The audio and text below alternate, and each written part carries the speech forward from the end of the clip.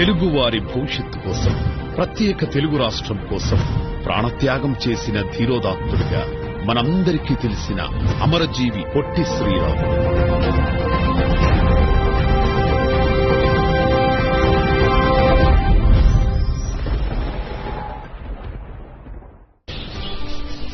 మద్రాసు ప్రెసిడెన్సీలోని నెల్లూరు జిల్లా పడమటిపల్లిలో 1901 మార్చి 16న గురవయ్య మహాలక్ష్మమ్మ దంపతులకు జన్మించారు. శ్రీరాములు గారి విద్యాభ్యాసం 20 ఏళ్ల పాటు నెల్లూరు జిల్లాలోనే కొనసాగింది. తర్వాత ముంబైలోని శానిటరీ ఇంజనీరింగ్ చదివారు. గ్రేట్ ఇండియన్ పెనిన్సులర్ రైల్వేలో నెలకు 250 రూపాయల జీతానికి చేరి దాదాపు 4 సంవత్సరాలు ఉద్యోగం చేశారు. అయితే 25 ఏళ్ల వయసులో శ్రీరాములు గారి మనస్సు భారత స్వాతంత్ర సమరం వైపు మళ్లింది.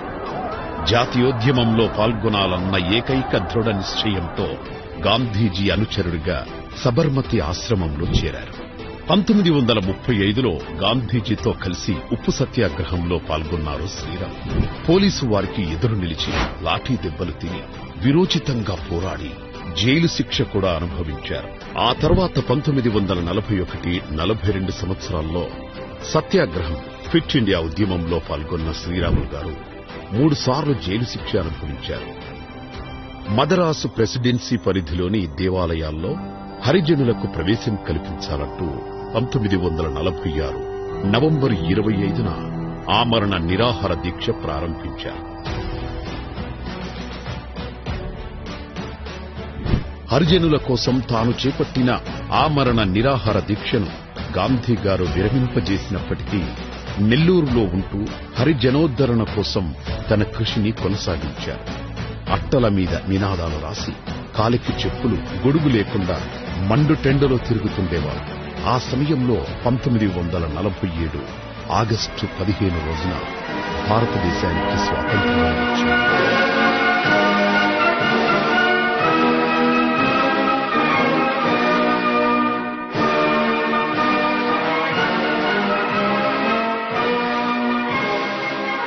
దేశానికి స్వాతంత్ర్యం వచ్చిన రోజు శ్రీరాములు గారు ఆనందంతో తాండవం చేశారు. వీధుల్లో పరిగెత్తారు. అందరితో సంతోషం పంచుకున్నారు. ఆ తర్వాతే ఆయన జీవితం చారిత్రాత్మక మలుపు తీసుకుంది. స్వాతంత్ర్యం వచ్చిన తర్వాత కూడా మన తెలుగు వారికి ఏ గుర్తింపు రాకపోవడం.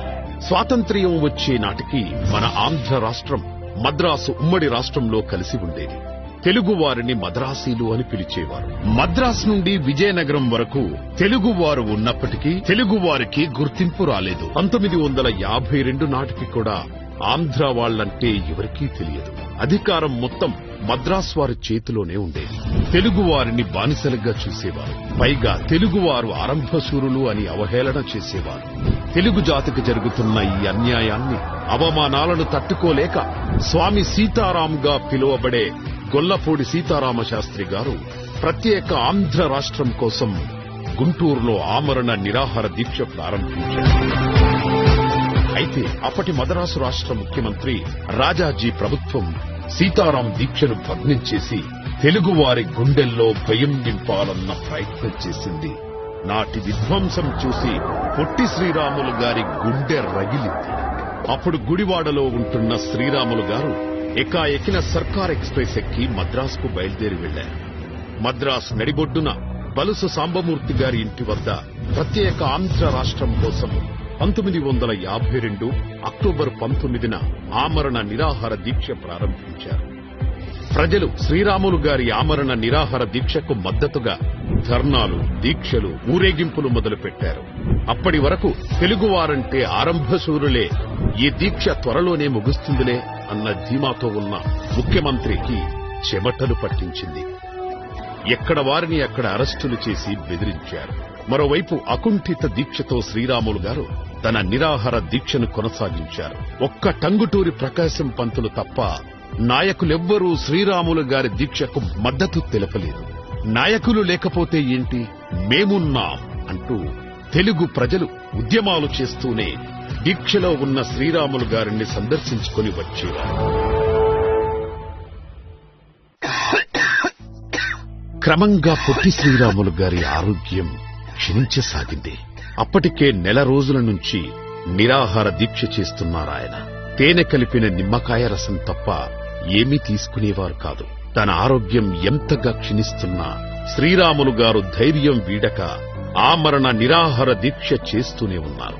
అటూ ఇటూ తిరుగుతూ అతి తక్కువగా మాట్లాడుతూ తన ఆరోగ్యానికి ఎటువంటి ఢోకా లేదని, ఎవరూ అల్లర్లు హింసకు పాల్పడకుండా శాంతియుతంగా ఉండాలని ప్రజలకు ఉత్తరాలు రాస్తుండేవారు.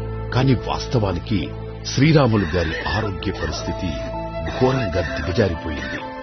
ఆహారం లేక, నీరు కూడా తాగలేక తీవ్ర అనారోగ్యానికి గురయ్యారు శ్రీరాములు గారు. డాక్టర్లు గ్లూకోజ్ ఎక్కిస్తామన్నా కూడా గట్టిగా వ్యతిరేకించి, నా ప్రాణం నిలబడడం కన్నా నా తెలుగు జాతి ఆత్మగౌరవం నిలబడమే నాకు ముఖ్యం అని తన దీక్షను కొనసాగించారు.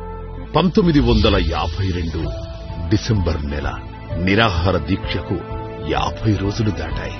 పూర్తిగా లేవలేని, మాట్లాడలేని స్థితికి చేరుకున్నారు శ్రీరాములు గారు. బరువు పూర్తిగా తగ్గిపోయి 15.8 కేజీలకొచ్చారు. దీక్ష చేయడం వలన పేగులో పుండ్లు పడి నోటి నుంచి పురుగులు బయటకొచ్చేవి. ఆ హృదయ విదారక దీన స్థితిలో శ్రీరాములు గారిని చూసి ప్రజలు బాధతో తల్లడిల్లిపోయారు. 1952 డిసెంబర్ 15 అప్పటికి శ్రీరాములు గారి ఆమరణ నిరాహార దీక్షకు 58 రోజులు. ఆ రోజు ఉదయం నుండి ఆయన స్పృహలో లేరు. అప్పుడప్పుడు కళ్ళు తెరవడానికి ప్రయత్నించినప్పటికీ వెంటనే కళ్ళు మూతపడిపోయేవి. దాంతో శ్రీరాములు గారిని చూడనివ్వకుండా సందర్శకులను ఆపేశారు. 1952 డిసెంబర్ 15 రాత్రి 11:23 పొట్టి శ్రీరాములు గారు తుది శ్వాస విడిచారు.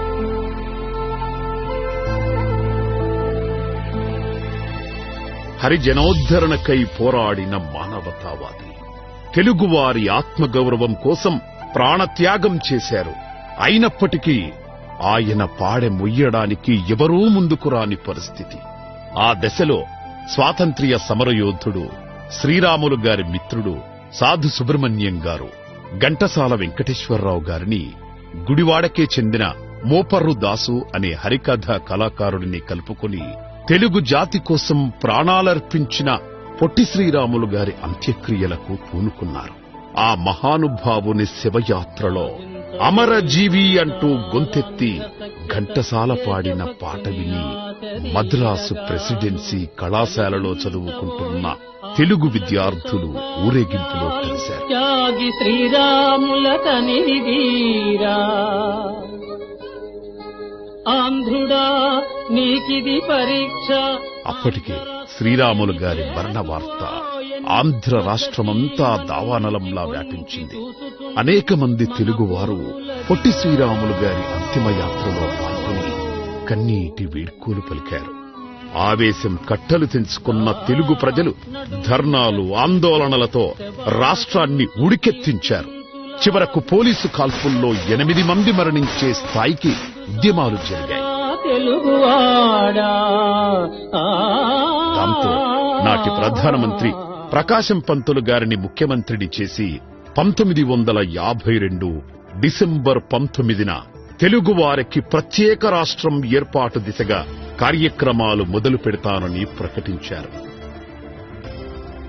ఆ ఫలితంగా 1953 అక్టోబర్ 1న 11 జిల్లాలతో ఆంధ్ర రాష్ట్రం ఏర్పడింది.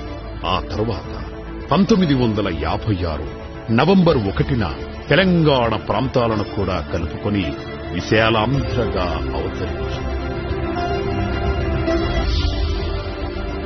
ఇలా తెలుగువారికి ఒక ప్రత్యేక రాష్ట్రం కోసం, తెలుగువారి ఆత్మగౌరవం కోసం తన ప్రాణాన్ని త్యాగం చేసిన ధీరోదాత్తుడు శ్రీ పొట్టి శ్రీరాములు గారు.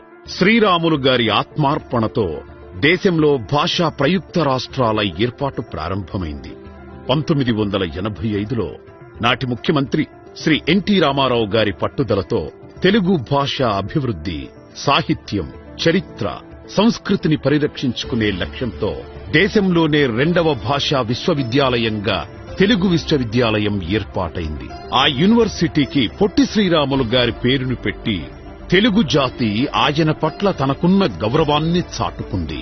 నారా చంద్రబాబు నాయుడు గారు నవ్యాంధ్ర ముఖ్యమంత్రిగా ఉన్న సమయంలో అమరజీవి త్యాగాన్ని స్మరించుకునేలా ప్రతి సంవత్సరం మార్చి 16న పొట్టి శ్రీరాములు జయంతిని రాష్ట్ర కార్యక్రమంగా జరుపుకోవాలంటూ 2018 మార్చి 20న GOMS నంబర్ 67ను విడుదల చేశారు.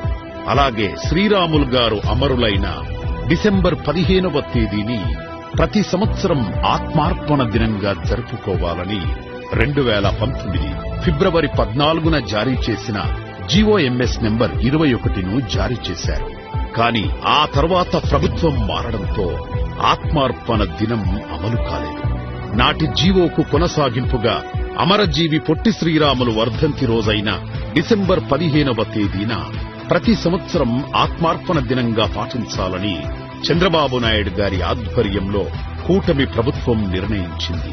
ఈ రోజున ఆంధ్రప్రదేశ్ అంతటా రాష్ట్ర స్థాయి, జిల్లా స్థాయి, నియోజకవర్గ స్థాయి, మండల స్థాయి, గ్రామ పంచాయతీ స్థాయిలో పొట్టి శ్రీరాములు గారి త్యాగాలను, దేశభక్తిని స్మరించుకునేలా కార్యక్రమాలు నిర్వహిస్తారు. తెలుగు జాతి ఆత్మగౌరవం కోసం ప్రాణాలు త్యాగం చేసి ప్రత్యేక రాష్ట్రాన్ని తీసుకువచ్చిన అమరజీవి శ్రీ పొట్టి శ్రీరాములు గారికి హృదయపూర్వక నివాళులు అర్పిస్తూ తెలుగు వారి ఉజ్వల భవిష్యత్తు కోసం, అభివృద్ధి కోసం, తెలుగు జాతి ఉన్నతి కోసం మనమందరం కలిసికట్టుగా కృషి చేద్దాం. అమరజీవి ఆశయానికి తోడుగా నిలుద్దాం.